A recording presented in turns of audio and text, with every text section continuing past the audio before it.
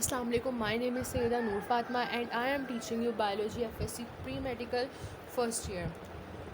Dear students, if you have taken my previous lectures, you definitely know that we are revising our first chapter and preparing it for your board exams.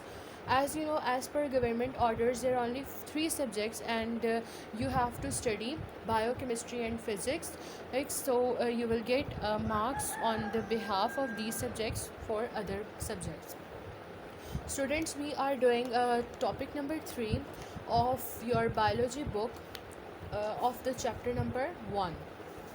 So, the topic number 3 according to your smart syllabus is biological problem. I'll tell you that biological problem हम लोग एक ऐसी problem जो कि problems का नाम सुनकर ही हमारे दिमाग में आ जाता है कोई ना कोई मसला या कोई ना कोई इशू, ठीक है ना, जो कि हमारे से सॉल्व नहीं हो रहा होता है या सॉल्व हो जाता है, या उसको सॉल्व करने के लिए कुछ मेथड्स होते हैं जो जिसको हम लोग कहते हैं उसकी प्रॉब्लम है हमारे पास, तो हम इसको सॉल्व कैसे करेंगे और इसके लिए कुछ ना कुछ स्टेप्स रिक्वायर होंगे. तो आपको मैं इतना बताऊं कि अब बायोलॉजिकल प्रॉब्लम जब आप नाम सुनते हो तो आपके दिमाग में ये देखो, बायो का मीनिंग आपको पहले ही पता है. बायो का मीनिंग होता है लाइफ, ठीक है ना, और प्रॉब्लम है यानी लाइफ की कोई ना कोई ऐसी प्रॉब्लम जो हमसे सॉल्व नहीं हो रही होती. तो जब हम इसको रिलेट करते हैं तो हम लोग कहते हैं कि ये प्रॉब्लम जो है ये सॉल्व होनी चाहिए, वरना ये बिग इशू बन सकती है. या किसी के माइंड में नहीं आ रहा होता तो ये प्रॉब्लम सॉल्व करने के लिए कुछ स्टेप्स होते हैं, हम उन स्टेप्स को फॉलो करके उस प्रॉब्लम को सॉल्व करते हैं. स्टूडेंट्स, ये जो प्रॉब्लम होती है ये प्रॉब्लम किसी भी आम इंसान यानी समवन, एनीवन किसी के भी दिमाग में आ सकती है.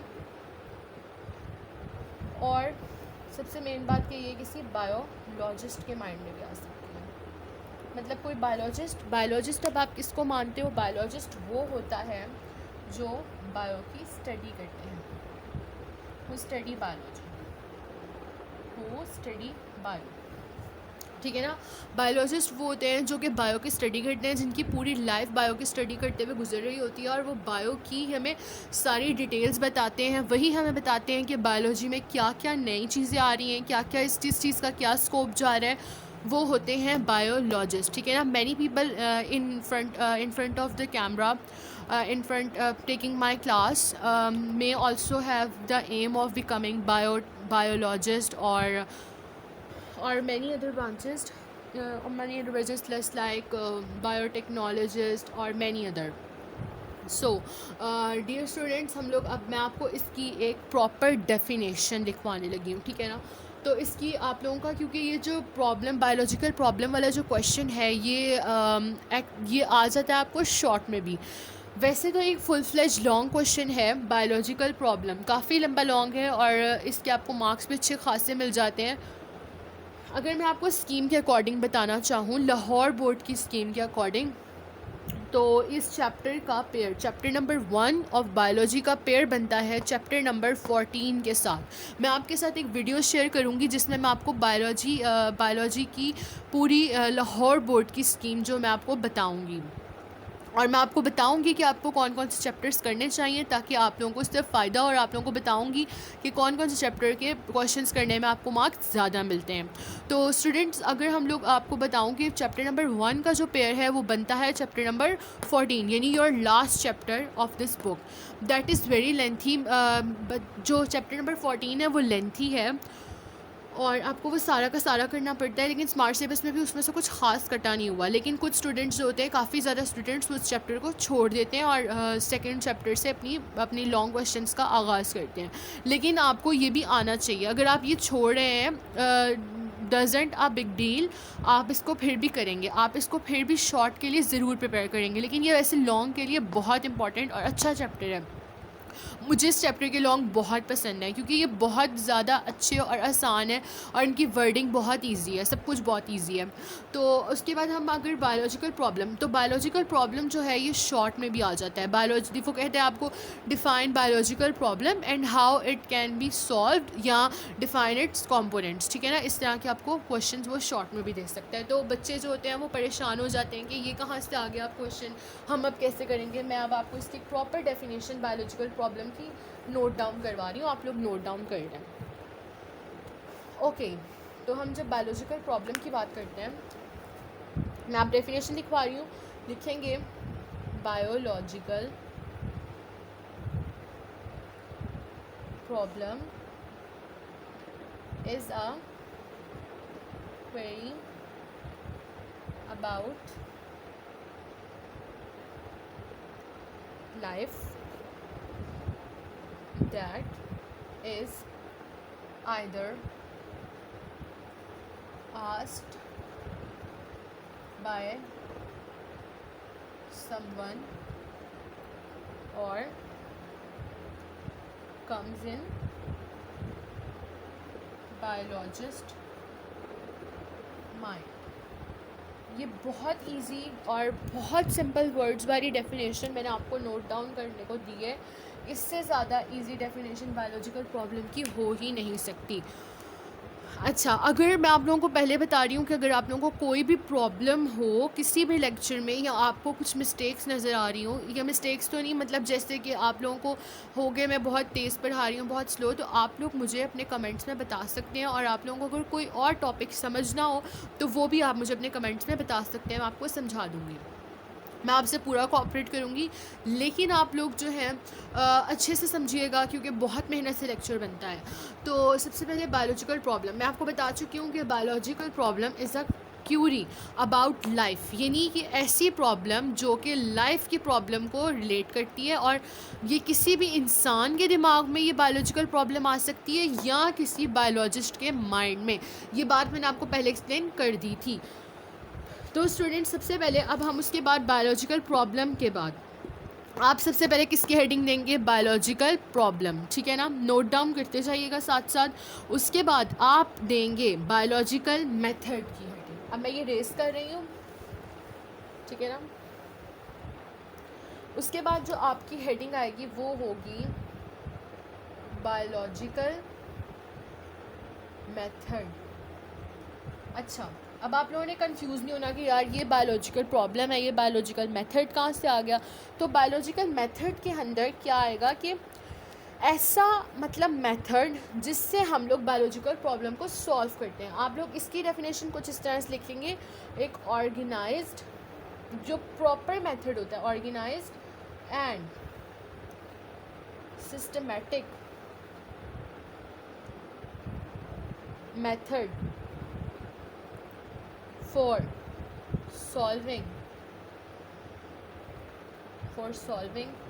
a biological problem और so on, यानी कि इसको हम बायोलॉजिकल मेथड कहते हैं। आप सबसे पहले बायोलॉजिकल प्रॉब्लम की हेडिंग देंगे, उसके बाद आप देंगे बायोलॉजिकल मेथड की, ठीक है ना। आप लोग इसकी डेफिनेशन भी लिख लें, मैं आपको आगे बताती हूँ। उसके बाद आपने यार देखिए, आपने उसके बाद बताना है इसके अंदर कंपोनेंट्स क्या होते हैं। कंपोनेंट्स आपने बताने हैं, यानी बायोलॉजिकल मेथड है, बायोलॉजिकल मेथड के कुछ कंपोनेंट्स होंगे ना, तो उसके कंपोनेंट्स वो आपको वहाँ मैंने दिए हुए हैं। पहला कंपोनेंट है ऑब्जर्वेशन, ठीक है ना। पहला कंपोनेंट क्या होगा?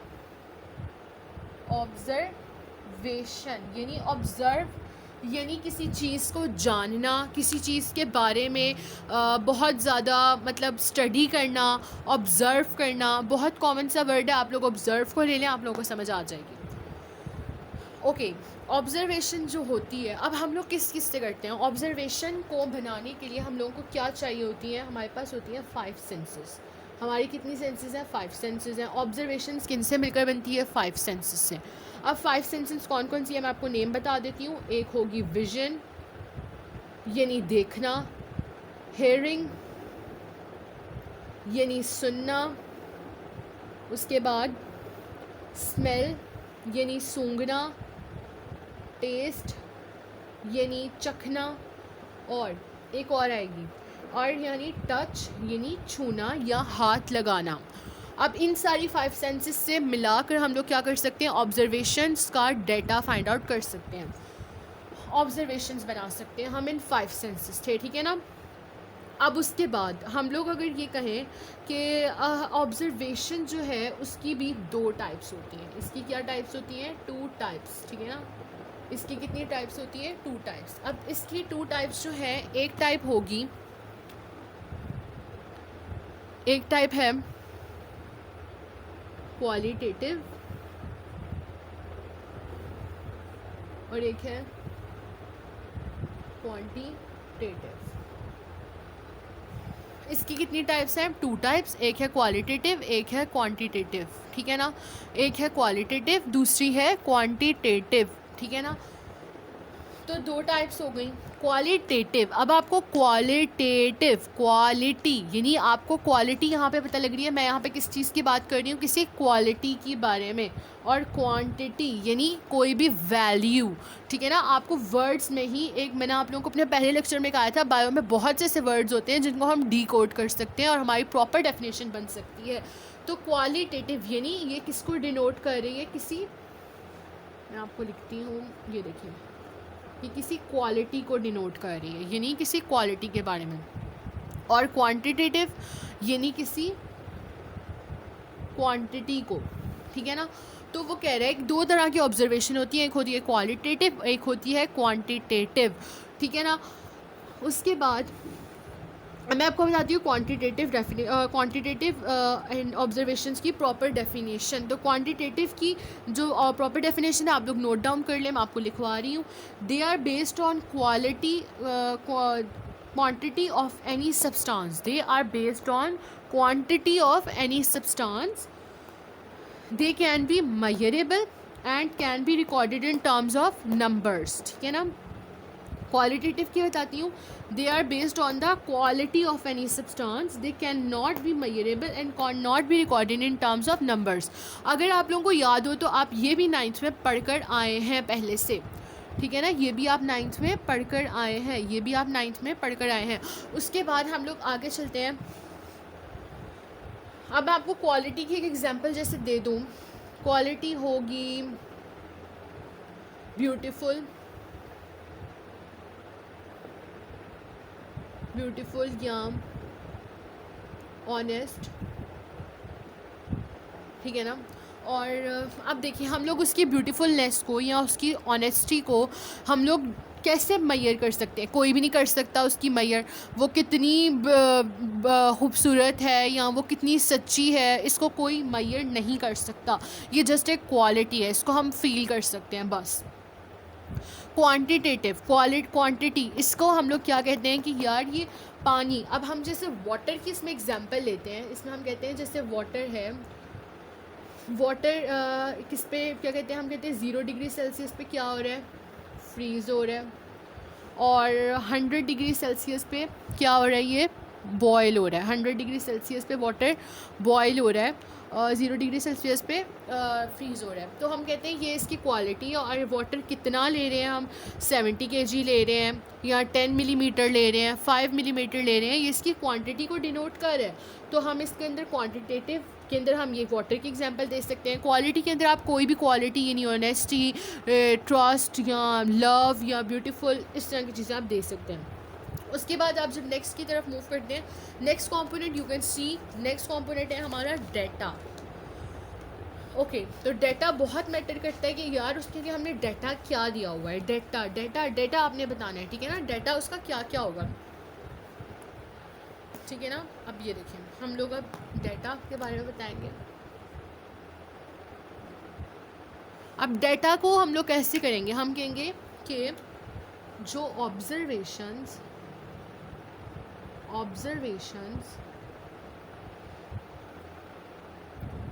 Made by observer are organized into data, ठीक है ना। अब देखिए, अब इसका क्या मतलब हुआ कि ये जो ऑब्जर्वेशंस किसने बनाई? ऑब्जर्वर ने। हमारा पहला स्टेप क्या था? ऑब्जर्वेशंस, ठीक है ना। तो ऑब्जर्वेशंस किसने बनाई? ऑब्जर्वर ने। जो ऑब्जर्व कर रहे हैं या जो बायोलॉजिकल प्रॉब्लम को सॉल्व करने की कोशिश कर रहे हैं, तो उसने उन सब प्रॉब्लम्स को बनाया। ऑब्जर्वेशंस जो उसकी थी उनको हमने क्या कह दिया कि वो क्या है? एक डेटा आ गया उनका। उन सबको हमने मिला के एक डेटा बना दिया। हमने कहा कि वो सारी मिलकर एक डेटा के अंदर ऑर्गेनाइज्ड हो गई हैं, एक डेटा के अंदर ऑर्गेनाइज्ड हो गई हैं, ठीक है ना। उसके बाद हम नेक्स्ट पे चलते हैं, हमारा थर्ड पॉइंट है हाइपोथेसिस।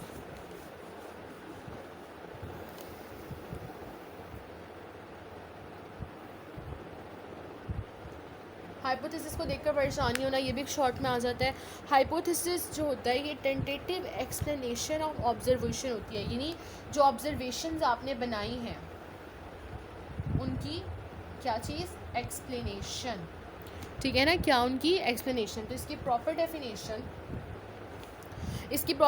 लिख लें। Hypothesis are tentative explanation of observations. Hypothesis is the tentative explanation of observations. Hypothesis कितनी टाइप्स का होता है, 2 टाइप्स का होता है। एक होता है डिडक्टिव रीजनिंग, ये आपने साथ ज़रूर लिखनी है वरना आपको मार्क्स नहीं मिलेंगे। और एक होता है इंडक्टिव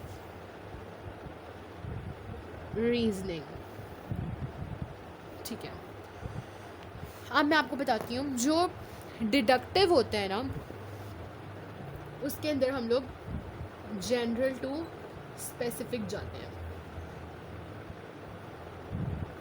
और जो इंडक्टिव होता है ना उसमें हम स्पेसिफिक टू जनरल जाते हैं।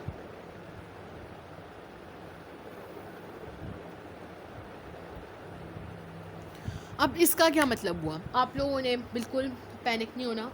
जनरल टू, अब डिडक्टिव के अंदर जनरल टू स्पेसिफिक, यानी हम कहते हैं एग्जाम्पल में मैंने कहा कि एक स्पैरो है, नहीं बल्कि मैंने कहा कि सारे जो बर्ड्स हैं, ठीक है ना, उनके पास क्या है, विंग्स हैं, ठीक है ना, है ना सब बर्ड्स के। और मैंने कहा सारे बर्ड्स विंग्स हैं, और जो स्पैरोज़ है ना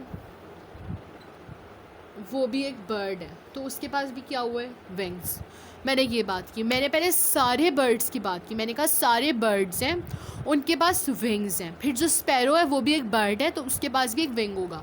फिर मैंने जब ये मैं बात कर रही हूँ डिडक्टिव की, ठीक है ना। अब जब मैं आपको एक और इंडक्टिव की बताती हूँ, इसका था स्पेसिफिक टू जनरल, ठीक है ना। मैंने इसमें कहा कि एक जो स्पैरो है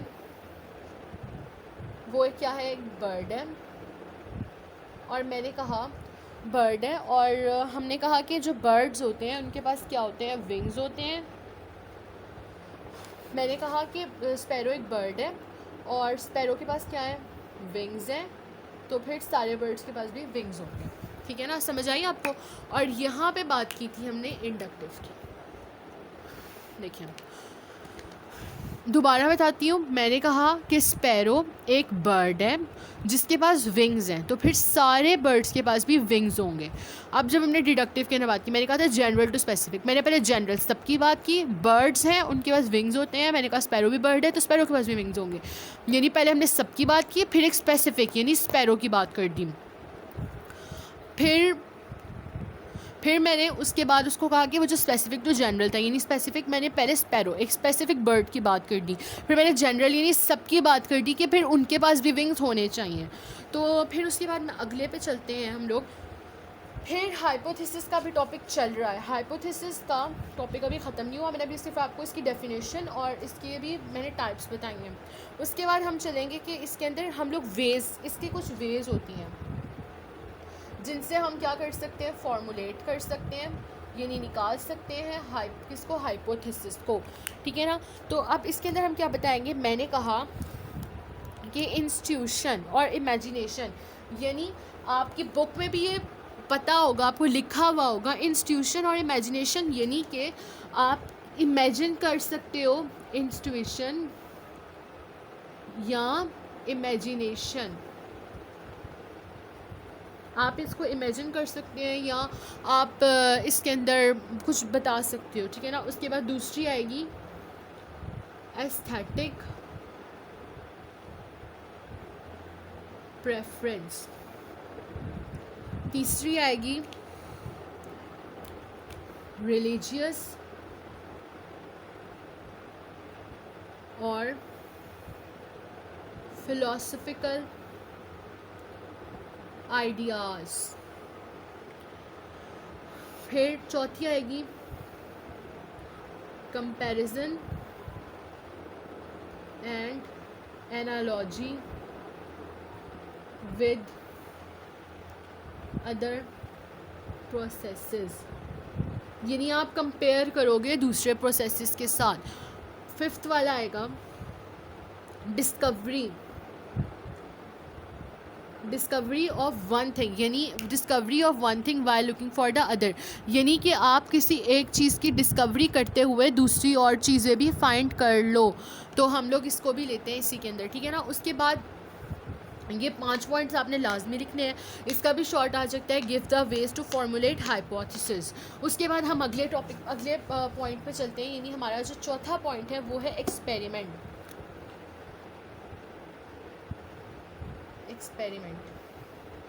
एक्सपेरिमेंट का मीनिंग तो सब बच्चों को पता होगा ही कि एक्सपेरिमेंट का मीनिंग क्या होता है। यानी हम लोग टेस्ट करते हैं किसको, हाइपोथेसिस को इसके अंदर, ठीक है ना। तो इसके अंदर हम लोग इसको टेस्ट करते हैं, क्या करते हैं, अगेन एंड अगेन हम इसको टेस्ट कर रहे होते हैं, क्योंकि अगर हमारा हाइपोथेसिस जो है वो हमारा ट्रू आ जाता है तो फिर हम उसको आगे फर्दर स्टेप्स के लिए भेजते हैं, वरना हम उसको वहीं पर स्टॉप कर देते हैं। तो हम इसको बार बार अगेन हम इसको बार बार टेस्ट कर रहे होते हैं एक्सपेरिमेंट के अंदर, ताकि हमारा हाइपोथेसिस क्या ना कोई डिफ़ॉल्ट है या कोई गलत है या कोई प्रॉब्लम आ रही है तो हम उसको सॉल्व करके अगले स्टेप पे चलें।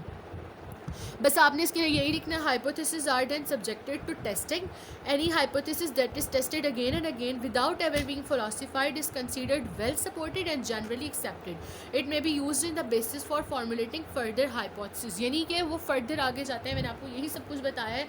उसके बाद हम चलते हैं 5th स्टेप के ऊपर, जो कि है हमारा दैट इज़ थ्योरी। थ्योरी भी आप लोग पढ़कर आए हैं 9th और 10th। 9th में पढ़कर आए हो आप लोग। थ्योरी क्या होती है, थ्योरी जो होती है ना, अब यहाँ पर थ्योरी होगी कि ऐसा हाइपोथेसिस जिसको हमने क्या किया है, सपोर्ट किया है। किसने सपोर्ट किया है, रिजल्ट ऑफ मैनी टेस्ट्स ने, यानी कि बहुत सारे टेस्ट जो रिज़ल्ट के आए हैं हमने, क्योंकि पहले टेस्ट किए थे ना एक्सपेरिमेंट में, तो सब ने इसको सपोर्ट किया और फिर हमारे पास एक थ्योरी बन गई, हमने इसको एक थ्योरी की फॉर्म में दे दिया। तो result of theory is defined as the hypothesis that is supported by the results of many tests, ठीक है ना। तो इसको हम कह देते हैं थ्योरी। अब थ्योरी जो होती है इसके भी कुछ फीचर्स होते हैं। थ्योरी जो है उसके भी कुछ फीचर्स होते हैं। तो हम लोग थ्योरी के अंदर दो लेते हैं। एक जो गुड थ्योरी होती है ना, गुड होती है जो थ्योरी, जो अच्छी वाली थ्योरी होती है वो 2 तरह की होती है। एक होती है प्रेडिक्टिव और दूसरी होती है प्रोडक्टिव, ठीक है ना। ये 2 तरह की थ्योरी होती है। अब जो प्रेडिक्टिव होती है ना, वो मैं आपको बताती हूँ, उसके अंदर एक्सप्लेनेटरी पावर बहुत ज़्यादा होती है। मतलब उसके अंदर हम लोग एक्सप्लेन बहुत ज़्यादा किया होता है, एक्सप्लेनेशन बहुत होती है। और जो प्रोडक्टिव होती है ना, उसके अंदर हम लोग न्यू और डिफरेंट हाइपोथेसिस एक निकल आता है, डिफरेंट हाइपोथेसिस निकल आता है, ठीक है ना। एक प्रेडिक्टिव होती है जिसके अंदर एक्सप्लेनेटरी पावर स्ट्रॉन्ग होती है, और एक होती है प्रोडक्टिव जिसके अंदर न्यू और डिफरेंट हाइपोथेसिस निकल आता है, ठीक है ना।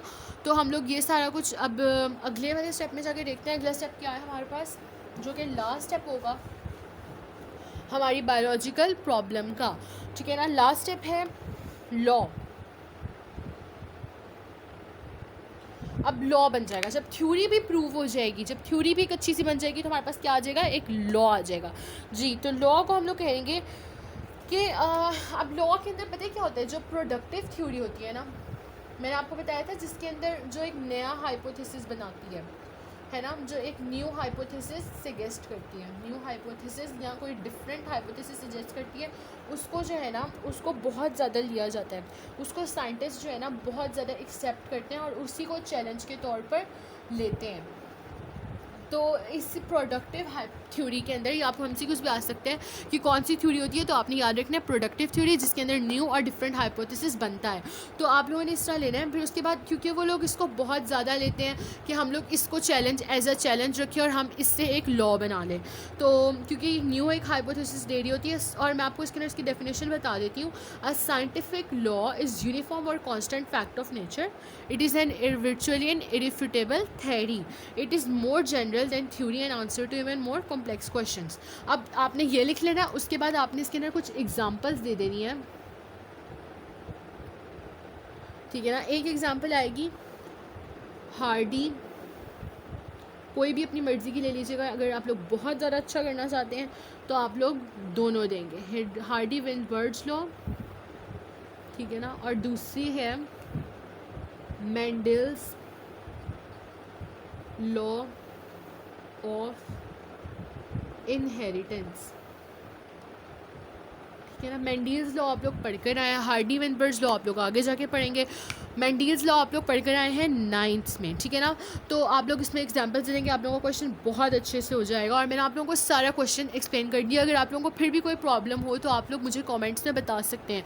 इसके बाद अगर आप लोग इसके अगला टॉपिक जो कि है food biology, role of biology in food production, वो आप लोग मेरी नेक्स्ट वीडियो में देखेंगे। और आप लोगों को अगर मेरी वीडियो अच्छी लगी हो तो इसे लाइक, शेयर और सब्सक्राइब करें और अपनी दुआओं में याद रखें। और नेक्स्ट वीडियो आप लोग ज़रूर देखिएगा और अपने फ्रेंड्स को भी शेयर करें ताकि वो लोग भी देखें, उनका भी कोई फ़ायदा हो जाए, ठीक है ना। अल्लाह हाफ़िज़।